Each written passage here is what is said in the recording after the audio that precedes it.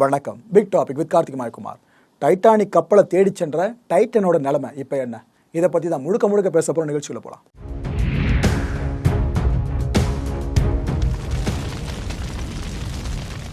Titanic இந்த கப்பல் மூழ்கினது 1912 வருஷம்.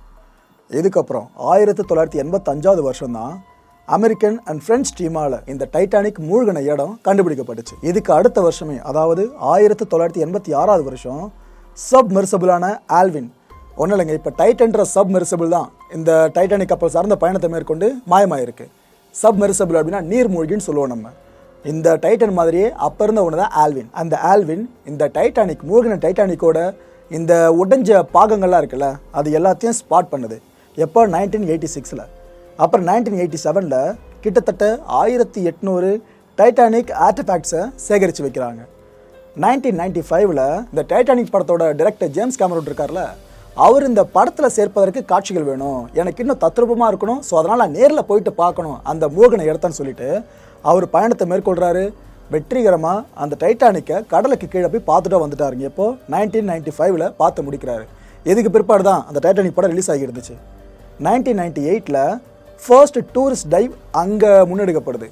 முறையாக சுற்றுலா பயணிகள் இந்த டைட்டானிக் கப்பலை, கடலுக்கு கீழே இருக்க அந்த கப்பலை பார்க்கறதுக்கு அனுமதிக்கப்பட்டு பயணத்தை மேற்கொண்டிருக்காங்க.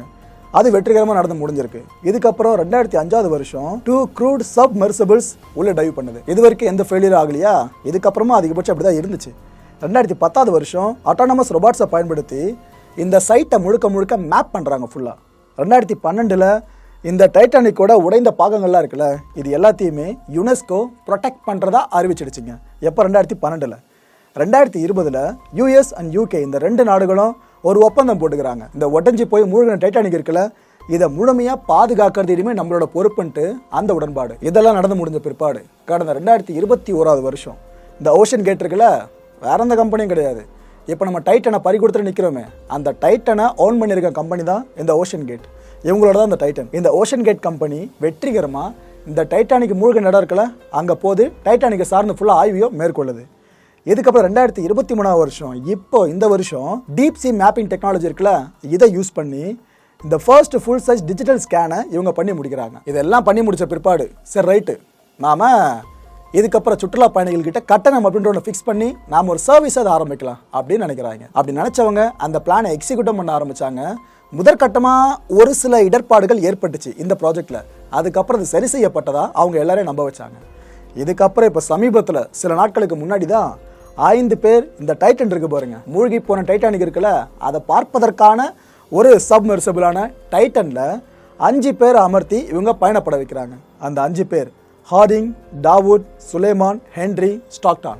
இல்லை ஸ்டாக்டான் இருக்கார்ல, அவர் வேற யாரும் இல்லை, இந்த ஓஷன் கேட் இருக்கு பாருங்க, அதோட சிஇஓவே அவர் தான். அண்ட் அவரை தவிர்த்து பாகிஸ்தானை பூர்வீகமாக கொண்டவர் தான் டாவூட் அப்படின்றவர். அவர் இங்கிலாண்டில் ஒரு பெரிய கம்பெனியில் பெரிய போஸ்ட்டில் இருக்காரு, பெரிய பிஸ்னஸ் மேன் வேறு. அவரோட பையன் 19 வயசு தான், சுலைமான் சொல்லிட்டு. இப்படி பெரிய ஆட்கள் தான் பணத்தில் கொழிச்சவங்க அந்த டைட்டனில் பயணம் பண்ணியிருந்தாங்க. அப்பேற்பட்ட டைட்டன் தான் மிஸ்ஸிங் அப்படின்ற செய்தி வந்து உலகம் முழுக்கவே தலைப்புச் செய்தி அலங்கரிச்சிட்டு இருக்கு. ஒரு இன்ட்ரெஸ்டிங்கான ஃபேக்டை சொல்லட்டுமா? இந்த 1912 வருஷம் டைட்டானிக் கடலில் மூழ்கிச்சுல, அந்த டைட்டானிக் கப்பலில் 2 ஃபர்ஸ்ட் கிளாஸ் பேசஞ்சர்ஸ் பயணப்பட்டிருந்தாங்க. இசிடார் அண்ட் இடியா ஸ்டாஸ் இந்த தம்பதி தான். இப்போ நீங்கள் ஸ்க்ரீனில் பார்த்துட்டு இருக்கீங்களா, இவங்க தான் அந்த 2 பேரும்.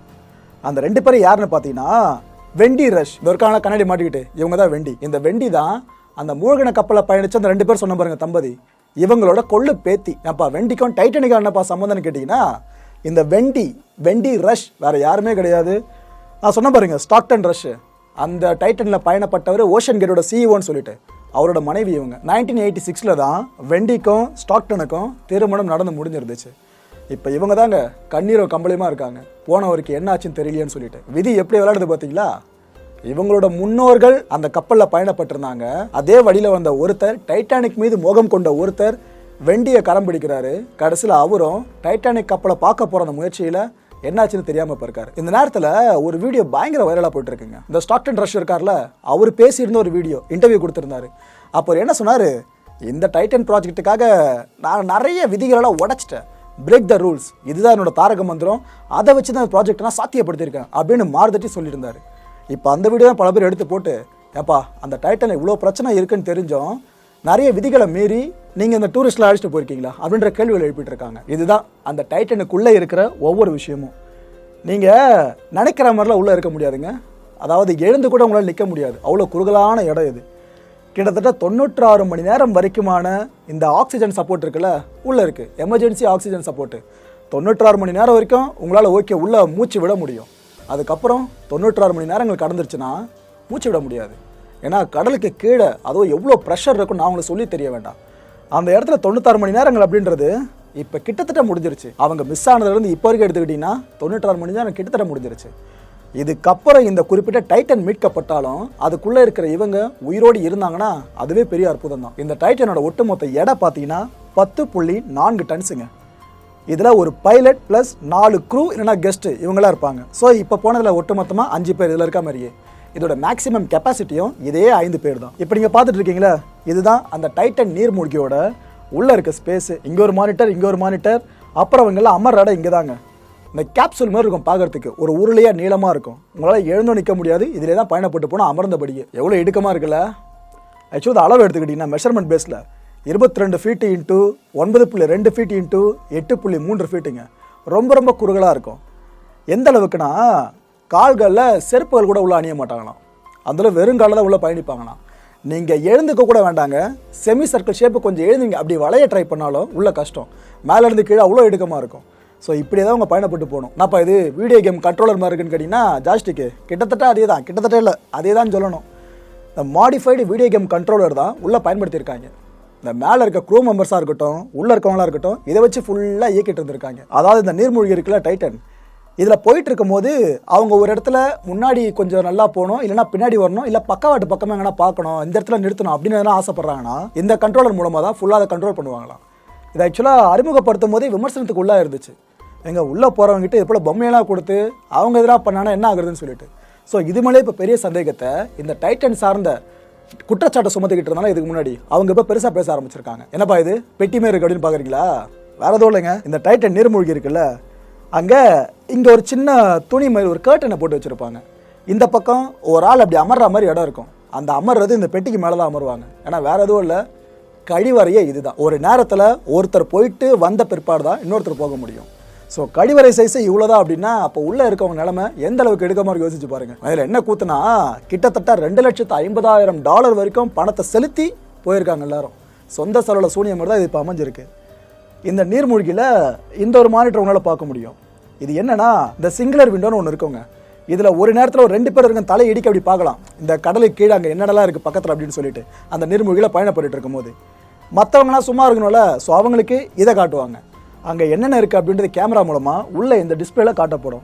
ஸோ இந்த 2 விஷயங்களை வச்சு தான் வெளியில் என்ன நடக்குது அப்படின்றது உள்ளே இருக்கவும் தெரிஞ்சுக்க முடியும். அதுவும் இந்த சிங்குலர் விண்டோ இருக்குல்ல, இதோட ஒட்டு மொத்த அகலமே பார்த்தீங்கன்னா 53 சென்டிமீட்டர்ஸ் தான். இந்த நீர்மூழ்கியில் பயணிகள்லாம் ஏறினதுமே அது என்ன பண்ணுவாங்கன்னா இந்த ஹேண்டு ரேட்செட் டு சீல் அப்படின்னுவாங்க. அதாவது அந்த ஒட்டுமொத்த மூடியவும் சுற்றி 17 போல்ட்ஸ் இருக்கும். அது எல்லாத்தையும் மேனுவலாக அவங்க டைட் பண்ணுவாங்க.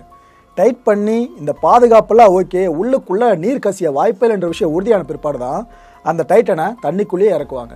இந்த வாட்டி டைட்டன் தண்ணிக்குள்ளே போச்சுல, அப்பயும் இந்த ப்ரொசீஜர் அவங்க பண்ணியிருக்காங்க. இது ஆக்சுவலாக சப்போர்ட் டீம் இருக்குல்லங்க இந்த டைட்டன் ப்ராஜெக்டில், அவங்க மூலமாக தான் லாக் செய்யப்பட்டு அனுப்பப்படும்.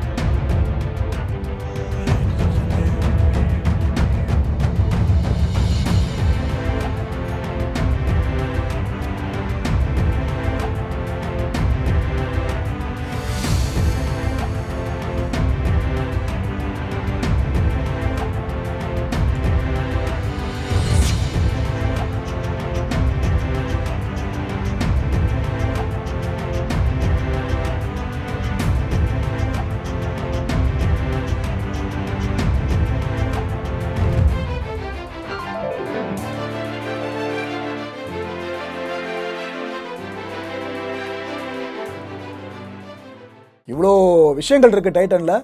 ஆனால் அப்பேற்பட்ட டைட்டன் இப்போ எங்கே? இதுதான் பெரிய கேள்வியாக எழுந்து நிற்கிது. டைட்டன் போகிறது ஓகேங்க, இன்னொரு டைட்டன் அவங்க உருவாக்கலாம். ஆனால் உள்ளே இருக்க 5 உயிர்கள் அதை இப்போ பெரிய பேசுபொருளாக இருந்துட்டு இருக்கு. இந்த டைட்டனை தேடுவதற்காக பல எக்யூப்மெண்ட்ஸ் பயன்படுத்தப்பட்டு இருக்குல்ல, அதில் இருக்க கீ எக்யூப்மெண்ட்ஸ் பார்த்தீங்கன்னா 2. ஒன்று ஆர்ஓவிஸ்னு சொல்லுவாங்க, இது இருக்குல்ல இதுங்க, இது ஆக்சுவலாக ரிமோட்லி ஆப்ரேட் பண்ணுற ஒரு வெஹிக்கிள். இன்னொன்று விக்டர் 6000 அப்படின்வாங்க, இது ஆக்சுவலாக ஒரு அன்மேன்டு ஃப்ரெஞ்சு ரோபாட். இதோட ஒரு திறன் என்னென்னா கடலுக்கு கீழே 6000 மீட்டர் ஆழ வரைக்கும் இதால் போக முடியும். இது ஆக்சுவலாக 2 பற்றி தான் நான் சொல்லியிருக்கேன். இதுங்களை தாண்டி இன்னும் 8 எக்யூப்மெண்ட்ஸ் கிட்ட இருக்குது. இப்படி எல்லாத்தையுமே களமிறக்கி விட்டுருக்காங்க. ஆனால் ரிசல்ட் மட்டும் இன்னும் எதுவும் பாசிட்டிவாக வரல. இந்த கடலை வந்து சில அடுக்குகளாக பிரிச்சுப்பாங்க. இந்த சன்லைட் பெனட்ரேட் ஆகுதுல, இதோட அடிப்படையில் மேலே பார்த்தீங்கன்னா சன்லைட் ஜோன் இருக்கும். அதுக்கப்புறம் போக போக இந்த சன்லைட் பெனட்ரேஷன் இருக்குல்ல, அது அப்படியே குறைஞ்சிக்கிட்டே வரும். கடைசியாக பார்த்தீங்கன்னா மிட் நைட் ஜோன் அப்படின்ற ஒன்றத்தில் வந்து நிற்கும். அந்த ஜோனுக்கு ஏன் அந்த பேர் வந்துச்சுன்னா, சூரிய ஒளி அங்கே பெனட்ரேட்டே ஆகாது, அவ்வளோ ஆழம், கும் இருட்டு ஃபுல்லாக இருக்கும். அப்பேற்பட்ட மிட் நைட் ஜோனில் தான் டைட்டானிக் கப்பல் இருக்குது. அந்த உடஞ்சி போன மூழ்கின டைட்டானிக் கப்பல் இருக்குது. இங்கே ஃப்ரீசிங் டெம்பரேச்சர்ஸும் அந்த ப்ரிப்பேர்டல் டார்க்னஸ் இருக்குல்ல, இதனாலேயே அந்த இடத்துக்குள்ளே போகிறதுக்கு எல்லாருமே அஞ்சு நடுங்குவாங்க. ஆனால் இதெல்லாம் கடந்து ஒரு கியூரியாசிட்டியில் தான் இது போல் பயணத்தை பல பேர் மேற்கொள்வாங்க. டைட்டானிக் கப்பல் நான் பார்த்தே ஆகணும்னு சொல்லிட்டு அப்படி போய் மாட்டியிருக்கவங்க தான் அந்த 5 பேருமே. இப்போ 4 கிலோமீட்டர் ஆழத்தில் இந்த தேடுதல் பணி போய்கிட்டு இருக்குங்க. டைட்டனை தேடிக்கிட்டு இருக்க பணி இது எதோடு கம்பேர் பண்ணுறதா இருந்தால், டைட்டானிக் கப்பல் மூழ்கிச்சுல, அதையும் தாண்டி ஆழத்தில் அவங்க தேடுதல் பணியை முடுக்கி விடுறாங்க. ஆனால் அதுலேயும் பெருசாக எந்தவித பிரயோஜனமும் இப்போ இல்லை. இந்த இடத்துல இருந்து வினோதமாக சத்தம் ஒன்று வந்துட்டு இருக்கு. கிட்டத்தட்ட 30 நிமிஷங்களுக்கு ஒரு முறை அந்த சத்தம் கேட்குது. ஒரு சிக்னல் மாதிரி எங்களுக்கு வந்துட்டு இருக்கு. ஆனால் இது எதுன்னு சரியாக பிடிபடலை. அந்த டைட்டனில் பயணிக்கிறவங்க எழுப்புற சத்தமா, இல்லை அந்த டைட்டன்லேருந்து வெளியாகிற ஆட்டோமேட்டிக் சவுண்டா, அப்படி இல்லைனா இதெல்லாம் தாண்டி வேறு எதனா சத்தமாக இருக்கும், அது இதுன்னு எல்லாருமே இப்போ தலையை பிச்சுக்கிட்டு இருக்காங்க. அந்த வினோத சத்தம் இருக்குல்ல, அதை இப்போ நீங்களே கேட்டுவாங்க.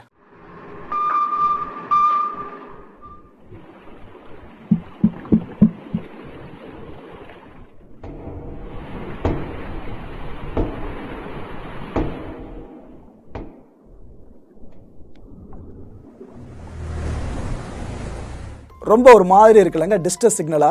ஓகே, இந்த சத்தம் அந்த டைட்டன்ல இருந்து தான் வருதுன்னு இந்த ரெஸ்கியூ பணியில் ஈடுபட்டு இருக்காங்களே, அதில் சில பேர் நம்பியிருக்காங்க. இந்த விஷயமும் விமர்சனத்துக்குள்ளே தான் மாறி இருக்குங்க. விமர்சனம் பண்ணுறது யாருன்னு பார்த்தீங்கன்னா, இந்த யூஎஸ் நேவி இருக்குல்ல, அதோட முன்னாள் கமாண்டர்ஸ். அவங்க என்ன சொல்கிறாங்க, கடலில் இது போல் சத்தங்கள் எழுறது இயல்பு தான், அது நம்ம டைட்டனில் இருந்து தான் வருதுன்னு முழுமையாக நம்பிடக்கூடாது. டைட்டனோட சத்தம் அதுன்றதை நிரூபிக்கிறதுக்கு நம்மக்கிட்ட எந்த தரவும் கிடையாது. அப்படி இருக்கிறப்ப இந்த கடலில் நேச்சுரல் சவுண்ட்ஸாக அது இருக்கலாம்ன்றாங்க. இந்த மற்ற உயிரினங்கள் கடலில் வாழ்ந்துக்கிட்டு இருக்கோம், ஏன்னா நமக்கு தெரிஞ்சு கடலாழ் உயிரினங்களை கண்டுபிடிப்போம் அப்படின்றது ரொம்ப ரொம்ப கம்மி தான். நமக்கு தெரியாமல் எவ்வளோ பெரிய பெரிய உயிரினங்கள் கடலுக்குள்ளே வாழ்ந்துக்கிட்டு இருக்கலாம். அதுவும் அட்லாண்டிக் ஓஷன் வேறு அது. ஸோ அந்த உயிரினங்கள் கிட்டேருந்து இழப்படுற சவுண்டாக இருக்கலாம், இல்லைனா இயற்கை சார்ந்து எப்போவுமே உள்ளே எழுந்துக்கிட்டு இருக்க சவுண்ட்ஸாக இருக்கலாம். நமக்கு அது இப்போ புதுசாக இருக்கலாம். ஸோ இதை அடிப்படையாக வச்சுக்கிட்டு அது டைட்டனோட சவுண்டு தான் நினச்சி நீங்கள் அந்த இடத்துலையே போய் தேடிட்டு இருந்தீங்கன்னா உங்களுக்கு ஏமாற்றம் மட்டும்தான் மிஞ்சோன்னு அவங்க இப்போ சொல்லியிருக்காங்க. இப்போ ஸ்க்ரீனில் தெரியல உங்களுக்கு இந்த பக்கம், இது ஆக்சுவலாக ஒரு சிஸ்டம்ங்க. இதை FADOSS அப்படின்வாங்க, FADOS அப்படின்னு சொல்லிட்டு, அதாவது ஃப்ளைஅவே டீப் ஓஷன் சால்வேஜ் சிஸ்டம்னு சொல்லுவாங்க. இது எதுக்காகனா, இந்த டைட்டன் நீர்மூழ்கி மட்டும் இங்கே தான் இருக்குது, இவ்வளோ மீட்டரு கீழே ஆழத்தில் இது இருக்குது அப்படின்ற விஷயம் தெரிய வந்துருச்சுன்னா அந்த ஸ்பாட் பண்ணி முடிச்சிட்டாங்கன்னா, ஏன்னா ஸ்பாட் பண்ணுறதா பெரிய கஷ்டமான டாஸ்க்கு. ஸ்பாட் பண்ணிட்டா அதுக்கப்புறம் அதை அங்கேருந்து எடுத்துகிட்டு வர முடியும். 2ஆம் ஸ்டெப் இருக்குது பார்த்தீங்களா, எடுத்துகிட்டு வர்றது. இதுக்காக பயன்படுத்தப்படுறதா இந்த சிஸ்டம். இதன் மூலமாக அந்த நீர்மூழ்கி தென்பட்டதும் அதை இந்த மிஷினை வச்சு மேலே எடுப்பாங்க. ஆனால் இன்னும் ஸ்பாட் பண்ணப்படல டைட்டன். அதனால தான் இந்த மிஷினை ஆயத்த பணியில் தயாராக வச்சுருக்காங்க. பட் அதுக்கு இன்னும் வேலை வரல. இந்த நேரத்தில் எல்லாருமே கவலைக்குரிய ஒரு விஷயத்தை மனசில் வச்சுருக்கிறது, அந்த நீர்மூழ்கி இருக்குல்ல, அதில் போதிய நீரும் கிடையாது, உணவும் கிடையாது. ஆக்சிஜன் வேறு ஏற்கனவே டைம் முடிஞ்சிச்சுன்ற மாதிரி தான் டாக் வெளியே வந்துட்டுருக்கு. இது எல்லாம் இப்போ பேசப்பட்டு இருக்கனால தான் அந்த 5 பேரோட குடும்பத்தினர் இருக்காங்களே, அவங்க மிகப்பெரிய அளவுக்கு கலக்கம் அடைஞ்சிருக்காங்க. இந்த டைட்டன் டிசைனில் இருக்க ஒரே ஒரு நல்ல விஷயம் என்ன தெரியுமா, ஏதாவது ஒரு மெக்கானிக்கல் ஃபெயிலியரோ எந்த ஒரு ஃபெயிலியரோ ப்ராப்ளம் எது வந்தாலும் இந்த டைட்டனில் அது ஆட்டோமேட்டிக்காக மிதக்க ஆரம்பிச்சிடும். ஆனால் இப்போ இருக்க டைட்டன் மிதக்கலை, எங்கே இருக்குன்னே தெரியல. ஏன்னா மிதந்தாலே கண்டுபிடிச்சிட்டு இருக்க முடியும், ஆனால் மிதக்கலை. ஸோ கடலுக்கு கீழே இருக்க தான் நிறைய வாய்ப்புகள் இருக்குது. இதை சார்ந்த ஒரு அசம்ஷனை நிபுணர்கள் முன்வைக்கிறாங்க. என்னன்னா, ஒருவேளை டைட்டன் இந்த டைட்டானிக் கப்பல் இருக்க இடத்த ரீச் பண்ணி அந்த பெரிய டைட்டானிக் கப்பலோட சேதங்கள் இருக்குல்ல, அதுக்குள்ளே போய் சிக்கி இருக்கலாம். ஸோ சிக்கினதுனாலேயே அந்த டைட்டன் மேலே வர முடியாமல் போயிருக்கலாம்னு ஒரு அசம்ஷனை முன்வைக்கிறாங்க. இப்போ இதுக்கெல்லாம் வாய்ப்பு இருக்குமான்னு கேட்டிங்கன்னா, இந்த உலகத்தில் எதுக்கு தாங்க வாய்ப்பு இல்லாமல் இருக்குது. முதல்ல அசம்ஷனை முன்வைக்கிறாங்க, கடைசியில் அதுவே ஃபைனல் அவுட்டாக வந்து நின்றுது. பார்க்கலாம் இதில் என்ன ஆகுதுன்னு சொல்லிட்டு. இந்த பர்சன் பேர் ஆலன் எஸ்ட்ரேடா. இவர் இந்த டைட்டன் இருக்கலாம் நீர்மூழ்கி இதில் இதுக்கு முன்னாடி பயணம் செஞ்சவர், ப்ரீவியஸ் பேசஞ்சர். அது மட்டும் இல்லை, ஒரு யூடியூபர். இவர் இந்த நேரத்தில் வாய் திறந்து பேசியிருக்காருங்க. இந்த டைட்டன் சார்ந்து உலகம் முழுக்க மிகப்பெரிய குற்றச்சாட்டுகள் முன்வைக்கப்பட்டு இருக்க எந்த நேரத்தில் இவர் பேசியிருக்காரு. என்ன சொல்லியிருக்கா அப்படி, நான் இதுக்கு முன்னாடி இந்த டைட்டனில் பயணிச்சேங்க, நான் பயணப்படுறப்ப கம்யூனிகேஷன் பிரச்சனை அப்பயே வந்துச்சு. அப்போ நாங்கள் கிட்டத்தட்ட 1000 மீட்டர் ஆழத்துக்கிட்ட தான் போயிருப்போம். அதுலேயும் இந்த கம்யூனிகேஷன் பிரச்சனை வந்துருச்சு. கொஞ்ச நேரம் நாங்கள் தவிச்சிட்டோம், என்ன பண்ணுறது தெரியாமல். அதுக்கப்புறம் தான் கம்யூனிகேஷன் கிடச்சிது, ப்ராப்பராக எல்லாம் நடந்து முடிஞ்சுது அப்படின்ட்டு இவர் இப்போ சொல்லியிருக்காரு. ஸோ ஏற்கனவே ஒரு எரர் இருக்கும்போது எப்படி அந்த எரரை சார்ட் அவுட் பண்ணாமல் திரும்ப பயணிகளை நீங்கள் ஏற்றி அமுச்சு விட்டீங்க அப்படின்ற ஒரு பெரிய கேள்வி ஓஷன் கம்பெனி இருக்குல்ல, அதுக்கு முன்னாடி வைக்கப்பட்டிருக்கு. இந்த உலகத்தில் எந்த ஒரு பெரிய ஹேப்பனிங் நடந்தாலும் இந்த சிம்சன் ஏற்கனவே இதை கணிச்சிருச்சு, சிம்சன் ப்ரெடிக்டட் அப்படின்னு ஒரு ஹேஷ்டாக் பயங்கர ட்ரெண்டாவில் அது இப்பயும் ஆகியிருக்குங்க. இந்த சிம்சன் கார்ட்டூனில் பார்த்தீங்கன்னா இது போல் சில நீர்மூழ்கிகள் ஒரு ஆழ்கடலில் இருக்க பிரம்மாண்டமாக உடஞ்சி போன ஒரு கப்பல் தேடி போகிறாங்க ட்ரெஷர்ஸ் எடுக்கிறதுக்காக. அப்போ அந்த நீர்மூழ்கிகளுக்கு பிரச்சனை ஏற்படுது, ஆக்சிஜன் லெவல் லோ ஆகுது, அப்படி இப்படின்னும் க்ரூ மெம்பர்ஸ் எப்படி ரியாக்ட் பண்ணுறாங்க அது இதுன்னு அந்த கார்ட்டூனில் ஏற்கனவே ப்ரெடிக்ட் பண்ணியிருந்தாங்க. அது இப்போ நடக்குது அப்படியே.